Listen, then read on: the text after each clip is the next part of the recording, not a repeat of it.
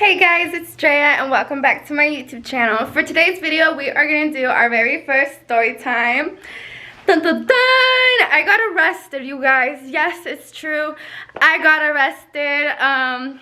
I'm going to tell you guys what happened, what I was doing, why I got arrested, what happened in jail, and what I'm doing now because of my arrest. Anyways, guys, stay tuned. Oh, and I got a brand new camera. Shout out to Big. He's so sweet. I love you. Guys, before I start the video, go ahead and leave a thumbs up, drop a comment, and make sure to hit that subscribe button. Let's get started. Okay guys, let's get started. So I got arrested on March 27th, 2021. So that's almost like 3 months ago. What I was doing beforehand, okay, let's see. So I was with Kimani all day, and this was in March. So that's when like everything happened between us. Like we were just barely starting to like, you know, just see each other again and just be around each other again after everything that happened. So it's just crazy like how these line of events just happened for me. Anyways, so obviously we were like smoking or whatever.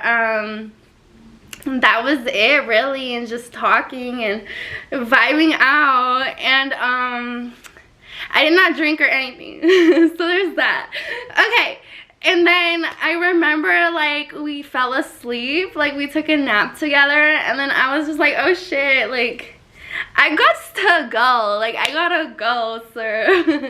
I gotta go, I gotta be home. So then I remember, like, we just woke up, and then I was just like, oh my gosh, like, I gotta get out of here in a rush. That was my number one thingy where I went wrong. Anyways, so like I was obviously driving home, going super fast. Not super fast, like maybe like 90 miles. Like I really don't know. That's not that fast. Anyways, so like I was on FaceTime with Kimani like all the time. Every time I go home, like whether it's Ubers or I drive home, like we're always on FaceTime. Like that's just how we are. And like I remember like seeing the lights behind me, like whoop, whoop. I was like, oh no, like trust me, I've been pulled over like before, so it's like this wasn't a shocker to me. Like I knew I was like speeding, so like I was like, damn, like this is my third time getting pulled over for speeding. So I was just like, it was just bound to happen. Anyways, so I pull over, and then the officer's just like, license and registration, right? So like I had my license on me, but like I did not have like valid registration on me at the time, because last time I got arrested, no, I did not get arrested before. This was my first time. Last time I got pulled over for speeding, the officer let me know that my insurance was like not valid. So I was just like, oh, I don't have my insurance, but like you could look it up, and I have like valid insurance. Like you just like look it up, because that's how I learned from the last time that I had valid insurance, because like the officer told me, like, you know, I could look it up online. So I like from like experience, I was just like, oh, you could just look it up. And then this officer, he was just like, he flashed his flashlight at me, and he was just like, you know, like, have you been drinking?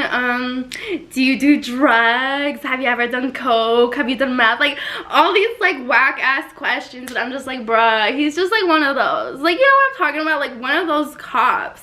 So, this is, like, how I knew it was not gonna go well.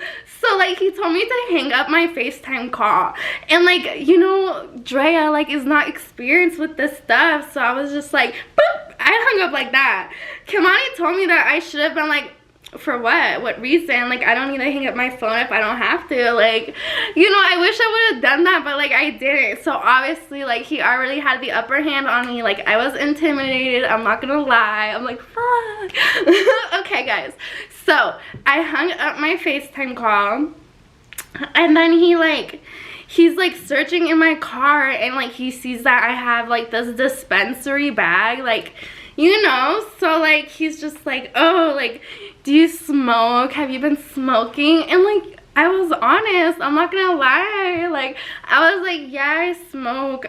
He was like, when was the last time you smoked? And I was like, so when I got pulled over, it was probably like, I want to say like 2 a.m. So I was like, I smoked the day before, like around noon. Like, you know, it's not a lie. But, you know, it's still wrong, I guess. In the law, it's wrong. You guys, I promise, like, I was okay driving. I would never get, like, behind the wheel if I was, like, you know, super intoxicated or something like that. Like, I obviously woke up from a nap. Like, I slept it all off. So, like, I was 100% like, you know, sober. I was not intoxicated or anything. But, you know, it does stay in your system, in your blood for way longer than, like, you know, your high should last. So, anyways, he told me to step out of the vehicle, and again, I was not like, for what? Like, I did not ask him why. Like, I just, like, you guys, this is my first time, and I honestly feel like I just played myself, and I just deserve what I'm getting right now. Regardless, though, so I step out of the car, and, he has me do, like, these sobriety tests. Like, you know, it's freezing outside, and I'm wearing my two-piece Fashion Nova suit. And you know what's funny? Like, he was like, what are you wearing? Like, where are you coming from? Like, being just so, like, super judgy of what I'm wearing. So, like, I even told him, I was like, Fashion Nova. Like, duh. Okay, so they had me do, like, these crazy tests, like, you know, putting a flashlight in your eyes and holding up your finger like this, and then, like, you know, follow my finger with your eyes and don't move your head, just move your eyes. And I'm just like, bruh, oh my gosh. I'm just, like, a naturally, like, goofy person, so, like, obviously, like, everything I do is not, like, perfect, you know. So, like, what did, like, I don't even remember, like, this was, like, in March, so, like, they had me, like, count, I think, and then, like, I think I missed, like, a number or two, okay? I accidentally missed a number or two. No, not even that. Like, I confuse my lefts and my rights a lot. Even Kamani knows this. Like, when I used to drive, we would always argue because he was like, left, right, like, this is what way to go. And I'm just like, fuck, like, holding up my hands.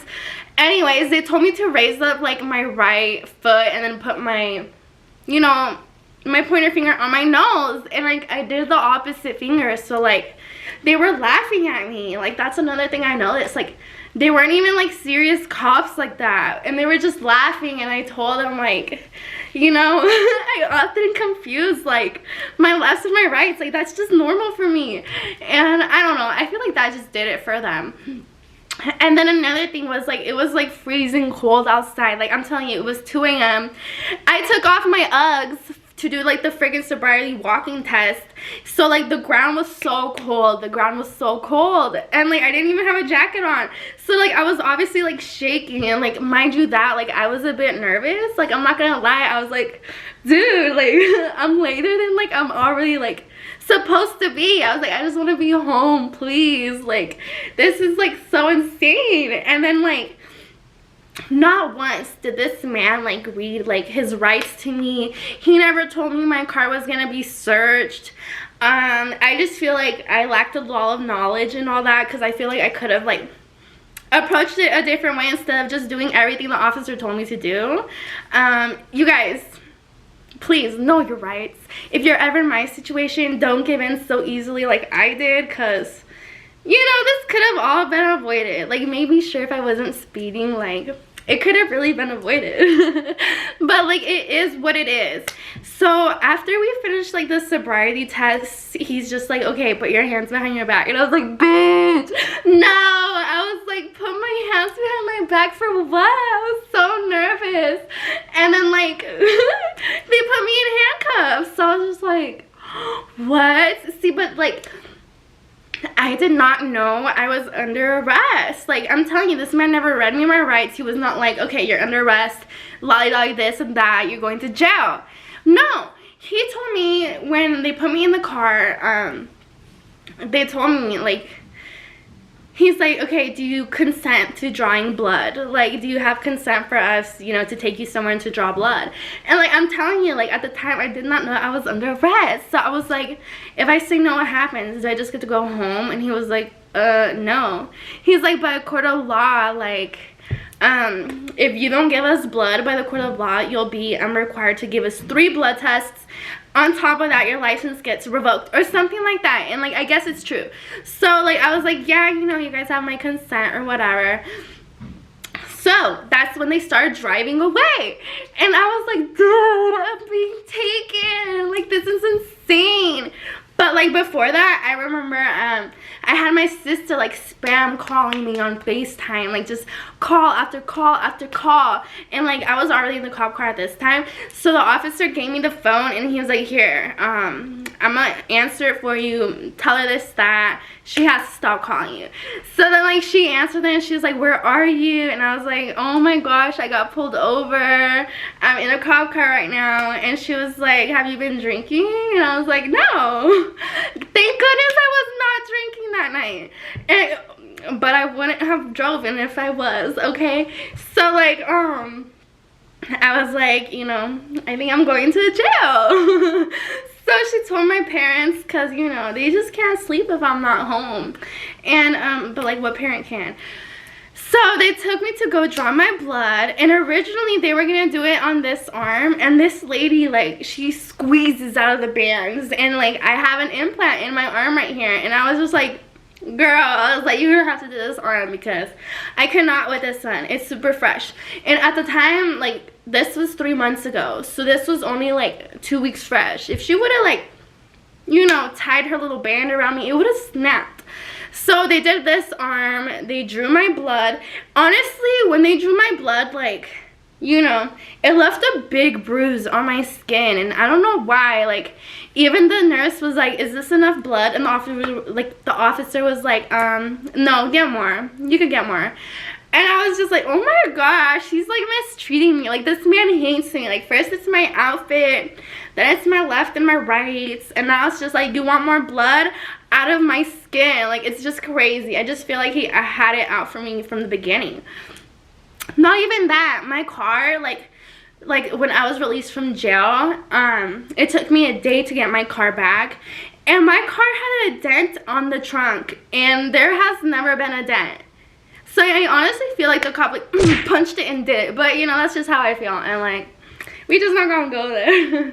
Okay, segment number 2. This is when I'm in jail. Okay guys, segment number 2, I am in jail. They drew my blood already. So, they take me in, and then we go like take a mugshot or whatever. And you know, I was feeling good, so I was just like, you know, let's take this mugshot then. So we took the picture or whatever, and then after the mugshot, I was patted down all the way, you know. Oh, this is disgusting, you guys. Like, please never get arrested. Like, it's not worth it. It's not worth it at all. And then, so they gave me like a set of clothes I could put on, and they literally made me like, the ladies, they were lady officers at this point, like, I had to take off all of my clothes. I had to take off all of my clothes, like, right in front of them. And like, oh my gosh, you guys, like, I had to bend down. I had to bend down in front of them and spread my cheeks. What the fuck? I had to bend down in front of them and spread my own cheeks. And like, they were like, cough. Like, telling me like, forcefully cough. And like, at this point, I've had it with these officer ladies. Like, I was already super duper annoyed. So I was just like slacking on my coughs, like, like, you guys know why they're making us cough, right? Like, just in case we have anything like hidden up there, but like, I did not. And they're like, come on, you could cough harder than that. And I'm like, these ladies. It was just super embarrassing. I felt so uncomfortable and disgusting. Like, I was barefoot and like, you know, like in a gray cell, ice cold. Like, it's just like not a place for me to be at whatsoever. Anyways, so I get into my new clothes for the night, and then they take me out into the lobby, is what they call it. And like, there was like a few other women there, and like some men were there, like, you know, other people who were arrested that night. And obviously at this point, like, it all sank into me. I was just like, you know, it got blurry. I'm trying to fix it. It's weird. Okay, so I was just like, holy shit, like, you know, I think I'm arrested. I think it hit me after we took the mugshot. Yeah. After we took the mugshot, I was like, okay, you know what? Like, I think I'm arrested, this and that. So when they walked me into the lobby, like, they gave me an opportunity to get my phone and just write down numbers I needed. So obviously, I got my parents' numbers, and then I got Kimani's number. And like, see, like, imagine what he's thinking right now. Like, we were literally on FaceTime. He knows I got pulled over. The last thing he heard was like, hang up your call, and I did that. So he's probably like, holy shit, like, you know, it's been like 2+ hours, this girl has not called me back. So I'm pretty sure he knew like what was going on. So, you know, I call him up when I get like, you know, his number. I figured out how to pay for the calls and everything, and then like I called them and I was like, babe, I got arrested. And he was like, where are you? I'm on my way. I was like, ugh. He's just so on go. He's just like perfect for me. He was just like, I'm on my way to get you. He's like, I'll bail you out. Send me the Addy. I love him. And then I told him where I was, and then he's like, okay, I'm on my way, and that was that. So then I called my parents, and I'm like, I'm in jail. I got arrested for this and that. So I got arrested for an alleged DUI, but I had 6 more counts on top of that. I'm pretty sure one of them was speeding, and then the other one was like, you know, possession of cartridges, and then failure to maintain a proper lane change, and then paraphernalia, and then another count of possession, because I had a lot of carts on me, but like, that's fine. Okay, I have allergies, you guys, excuse me. Okay, it's a lot of talking. So, next thing you know, I call Kimani again, and he tells me, like, I'm on a mandatory, like, 12-hour hold, so, like, I can't get released on bail. I have no bail. And, like, he just drove all the way there, and then he had to drive all the way back home because he couldn't get me. But I'm telling you, like, this man answered every single call. Like, I was there for 12 hours, like, in jail, but I wasn't really in a cell. It was just in the lobby. Like, I was on a hold, so they only had us in cells like for an hour or two throughout those whole 12 hours. But he answered every single one of my calls. Like, he did not miss one, and like, it made me so happy. He told me he could not sleep at all because like, he just wanted to make sure like I was okay and I was gonna get out and this and that. It was just too funny. Okay, anyway, so when I was in jail, like, the movie Sausage Party was playing, and tell me why they finally realized it was inappropriate, like, at the very end. Past everything, you know? I was like, I already seen this movie, it's just super funny, but, like, I don't know. Another funny thing is, like, I saw this one kid that I used to go to high school with. And then, like, I was like, no, this is embarrassing. Like, I did not get arrested where, like, in the area I live at. So the whole process I'm going through is in a different county. So, like, just the fact that I saw the same kid and we grew up in the same, like, area, and we're both in the same place, a different county, like, oh my gosh, it was just so embarrassing. And, so I remember getting pulled up, like, to, like, the front, like, they call them, like, courts or something like that, but, like, it's, like, not a court. And, like, they're just asking me questions, like, where I live, where do I work, this and that, and then they had to call my parents to, like, you know, prove that information was correct, and it was, so I was able to get released, like, 12 hours later. And I met some pretty interesting women in there, I'm not gonna lie. Like, very tough lives they've had and stuff. And I'm just like, oh gosh, like, I'm just super thankful for the life I have now.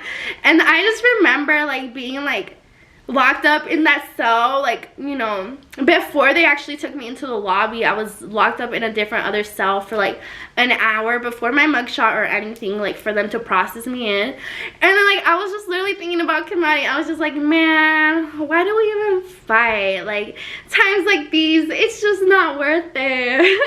I was like, I just wish I was with him instead of in this cell. And that's just like, I don't know, that's just how I knew, like, you know, I was like, that's my man. I was like, I love him so much. Like, when all things go bad, like, there's just one place I'd rather be, and that's just with him. So that was major, like, clarification that, you know, this man, like, he's a ride or die. Like, someone who answers your calls while you're in jail, was on his way prior to bail you out.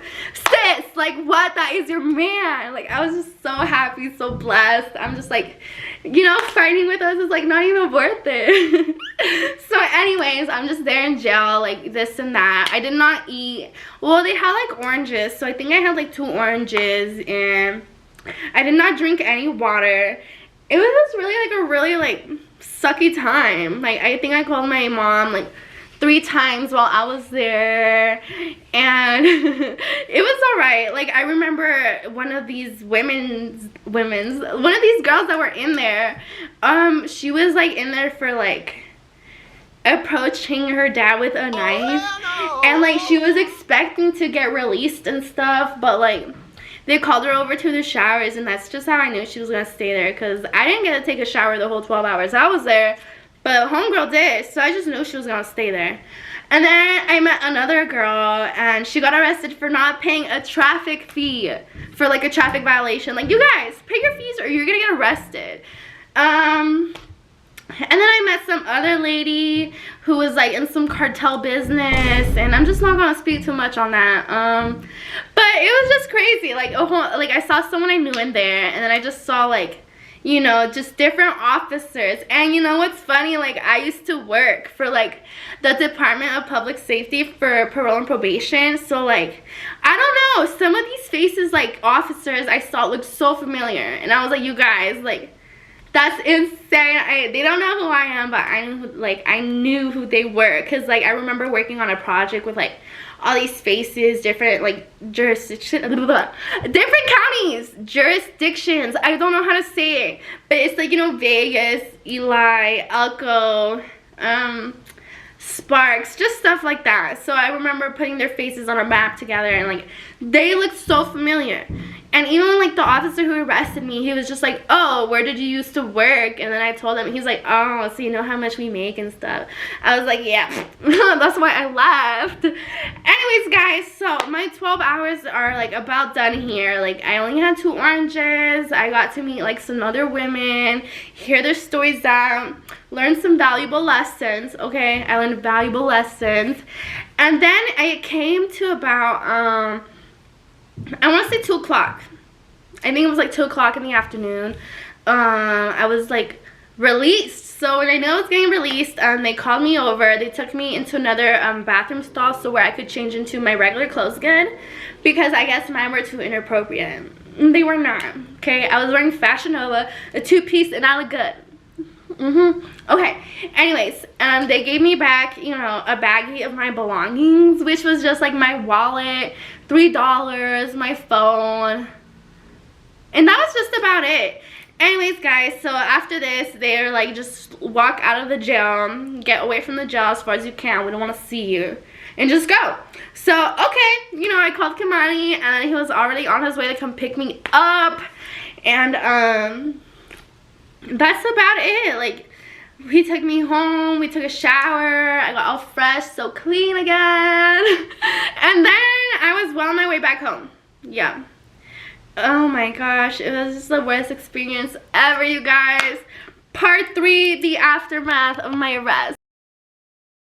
Okay guys, we are ready for our 3rd part of the story, the aftermath after my arrest. So I'm already knowing, like, when I was on my way home, I was like, I'm about to get like a really big lecture. My parents are gonna be so disappointed in me. Like, I was like, this is the worst. So I got home, and like, I don't know, I think my parents were just like super happy that I was safe, and like that nothing was wrong with me. You know, I made it home in one piece. Yes, I got arrested, but you know, I'm safe at the end of the day, and like that's what they were really happy about. But you know, my dad, he gave me a really nice juicy lecture. He let me know, you know, what's up and how he felt, and how I should just take my life more seriously, be less reckless, and he's just like, I just hope you're ready for the aftermath, and like the process, the money that you're gonna have to put down for this, and you know, everything you're going through. He's just like, I just hope you're ready and that you learn a valuable lesson.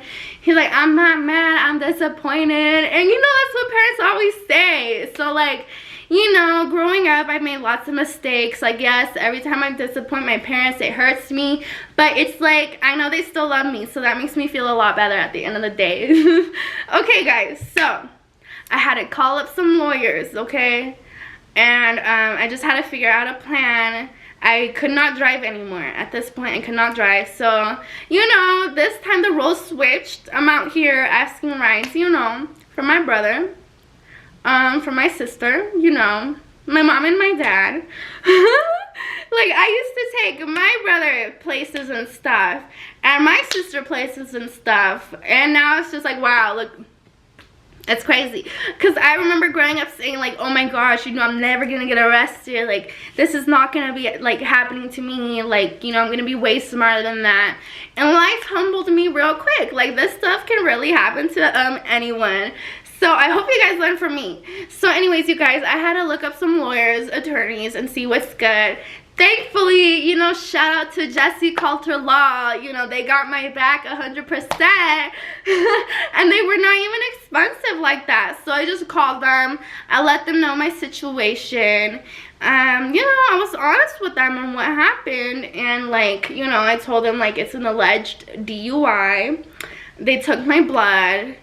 And yes, I smoked. And then I let her know that, you know, I smoke often. Like, it's gonna be up in here even if I don't, like, smoke for a day. Like, it's still gonna be in my system. So I let her know that, like, you know, it is what it is. Like, I'm like, I wanted to fight the case and just see how it would take me there. Because I just felt like, number one, the officer, like, was super, like, corrupt to me. Like, he was so whack. So that's one of the reasons I wanted to fight the case.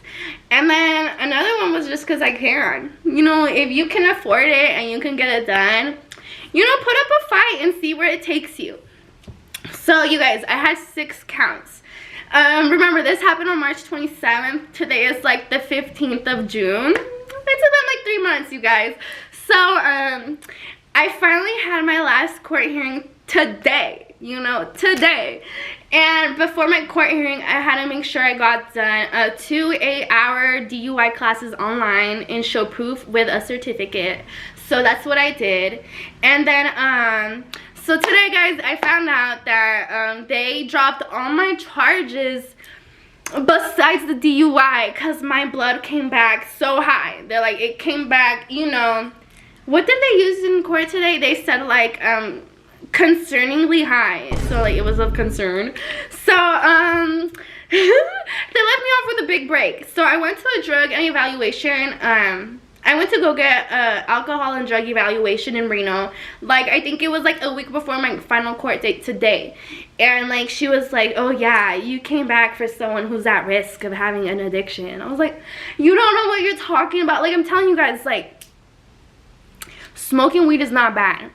Yes, you know, if you choose to operate a vehicle or get into some trouble while you're high, like, that is on you. That is poor decisions on you, but it's just, like, weed is not bad, okay? So I'm just like, this lady's just full of baloney and stuff, so I was just like, you know what, whatever. If I was honest with the answers I gave her, you know, she would have been rating me extremely high, but I lied here and there, and I was just like, sure, this and that, and I still came back for having a possibility of having a high problem, and I was like, girl, I probably do that. No, okay, but I was like, this girl is, like, so annoying. I was like, whatever. She suggested I do, like, this 13-week marijuana specific course. So today, at the court, the judge, he actually cut it down to 6 weeks instead. He's like, I'm gonna give you credit for the 8 hours you did online and just cut your classes down to 6 weeks.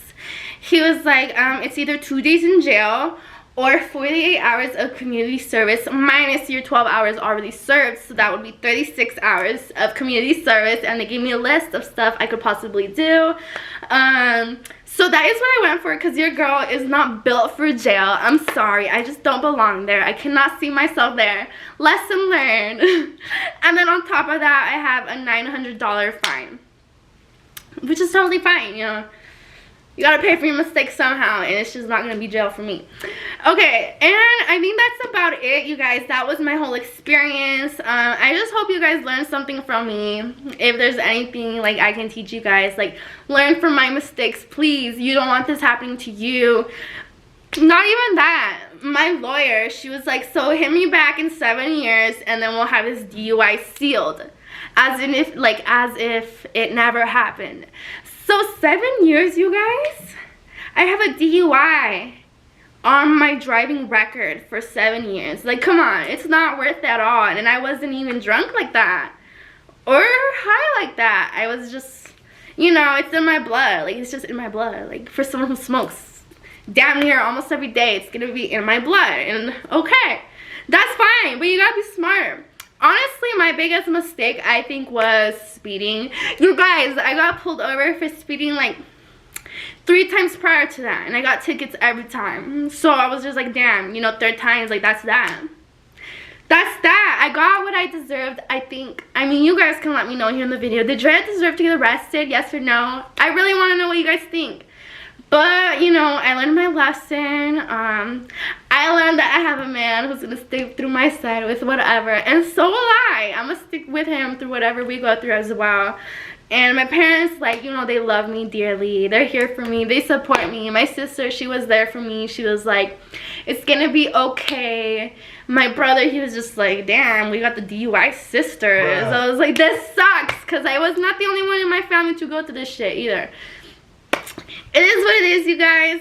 Dreyahh learned a very, very valuable lesson. Do not speed. It's just not worth it. That's honestly what I think got me, was speeding. Because, like, I was driving fine. But, you know, if I was never speeding, I would have never been pulled over. So, that's just my biggest regret. Was just speeding. Like, I should have never, like, no. Anyways, you guys. That is it. That is my story time. Yes, I got arrested, but it was for, you know, I'm gonna still say it was an alleged DUI, because I'm just like, I was not drunk and I was not like super stoned to the point where I was like, you know, swerving everywhere, this and that. Like, no. I was fully conscious of what I was doing. I slept off my high, but it was still in my system. So I'm just gonna say this here. I got arrested for an alleged DUI, and that's just that, you guys. Let's wrap it up. Okay, guys, that's it for today's story time. Like I said, I hope you guys can learn something from me, and, you know, just use it, you know, for your life. You know, you don't want to go through this. It's just really not worth it. Anyways, guys, we'll see you guys next time, and I hope you guys enjoyed the video. Go ahead and leave a thumbs up, drop a comment, and make sure to hit that subscribe button. Mwah. See you guys next time.